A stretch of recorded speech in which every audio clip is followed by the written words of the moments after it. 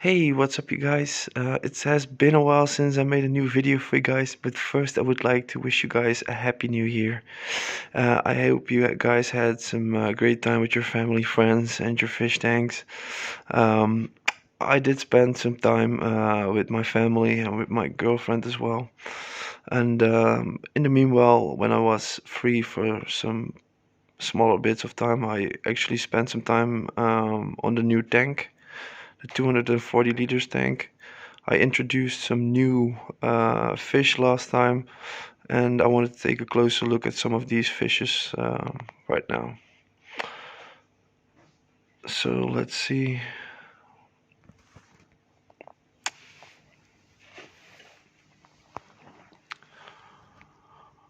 Over here you can see the red whiptail catfish. We got about 10 of them.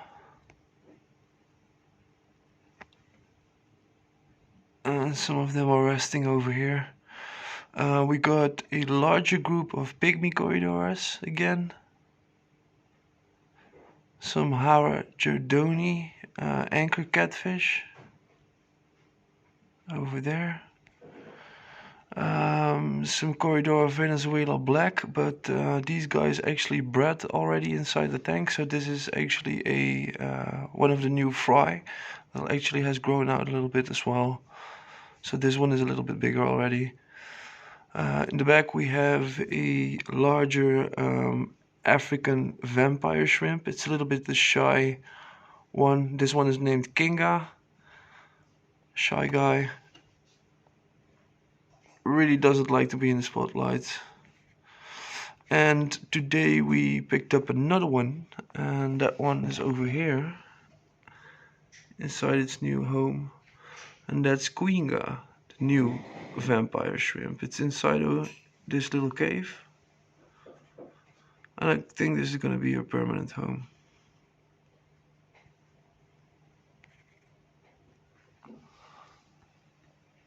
We added some Epiplatys Annulatus clown killifish. They swim at the surface mainly, which is great. And we also introduced a bunch more of these blue dreams, anything blue basically, from the 60 liter, and I bought some new blue dreams as well, but they are mainly scattered across the tank currently, so you can basically spot them everywhere.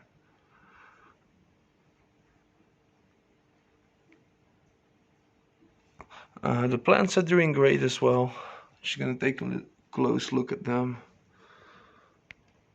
On the tree trunk,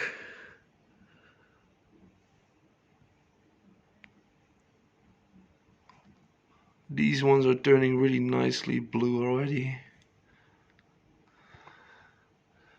It's hard to film, but still. These are mainly blue bucephalandras, and the lotuses are growing in as well. We added some larger bucephalandras from the 60 liters as well in the back, mainly covering the back.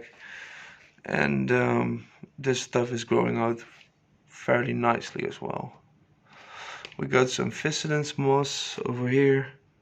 It does have some algae on it, but I'm working on that. Over here we have a lot of Fissidens moss as well, but it's also a little bit of covered with a little bit of algae, but that's gonna be okay. And in the back we also have a crinum growing over there, but this one needs a little bit more time to actually throw these leaves over the hardscape, and eventually they will hopefully become visible after a while, but it just needs a little bit more time. I definitely think that this plant is actually sucking up a lot of nutrients, so that's something good. Beautiful plant, but it's planted in the back because eventually it will throw out pretty long leaves. So that's why I basically picked this location for the crinum. It's over there, not fully planted into the substrate, of course. So basically the bulb is above the substrate, and the roots are beneath it.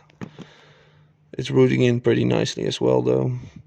You can't properly see it because there is a Corydora Venezuela black currently exploring. Oh, there they are. It's hard to see, but there are roots coming from the bulb, so that's fine. I must say that I'm pretty satisfied with the dual filter setup that I chose for this tank, because I actually have two filters on this tank currently, and it's definitely working out way better than the setup that I had last time. Give me a second and I'll show you the spray bars that I'm using currently. So this is basically the spray bar on the right, and this is the spray bar on the left next to the heating element. I don't really need it currently because I got a wood-driven heater inside this home. So we're basically burning wood to heat our home. There is the other intake on the left side, and the other intake is on the right side.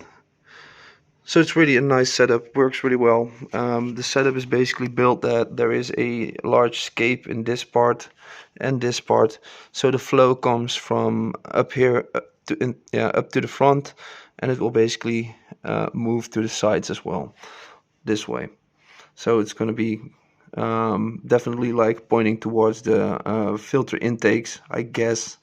And so far it worked out pretty well. So I'm pretty satisfied with the setup currently. I did change the type of the CO2 diffuser. At first I was using a bubble type diffuser, but I'm now using this ladder type from Danone, because this is a way larger tank, and I actually thought that this might be a little bit more efficient. It's currently not running right now, but usually you would see at the bottom that there is actually bubbles coming from it, and eventually when they move up this ladder you will actually see them decrease in size. So that's great. You can actually see the CO2 bubbles dissolve into the water column, so that's great. So that's why I'm using this one currently. You maybe noticed it already, but you could see that the tank, well, the strength of the light actually decreased. And that's basically because I installed new lights as well. I installed the Sera Daylight Sunrise system. I had this on my 60-liter tank, and I really wanted it on this tank as well. So I went to a local fish store and I asked for the components, and we basically installed the new Sera light bulbs. And you can see it's more like a spectrum type of light. The backlight has white and red lights, and the front type has give me a second, guys. I need to place back the lid like this. Excuse me. And on the front side we have the blue and the white lights. I really like the setup, and I also added these straw little square boundaries. Basically it's to keep the floating plants inside these straw boundaries, but I also use them to feed some of my creatures that are inside this tank. I do got the Epiplatys that are actually feeding from the surface, so they can actually pick food from the surface over here, and over time it will actually start to sink down, and that will eventually help with adding some food to my vampire shrimp, the larger shrimp in my tank. Here you can see a little bit of the Corydora colony that's inside the tank. So yeah, quite a lot of stuff going on in the tank. I just wanted to do a little update after New Year, and just wanted to show you guys how everything is doing so far. The tank is about 2 months old right now. I picked my stock pretty much, and I'm hoping that the shrimps will actually breed pretty soon, and that these beautiful bucephalandras will actually start to grow out as well. And I hope to get a lot of cuttings so I can actually fill the rest of the tank with these bucephalandras as well. Like, I got quite a lot of gaps still, so I still want to fill in these gaps. And eventually I want to trim the Physidens moss as well, and I want to add more of these branches with Physidens moss to the tank as well. that's some of the plans that I'm working on currently.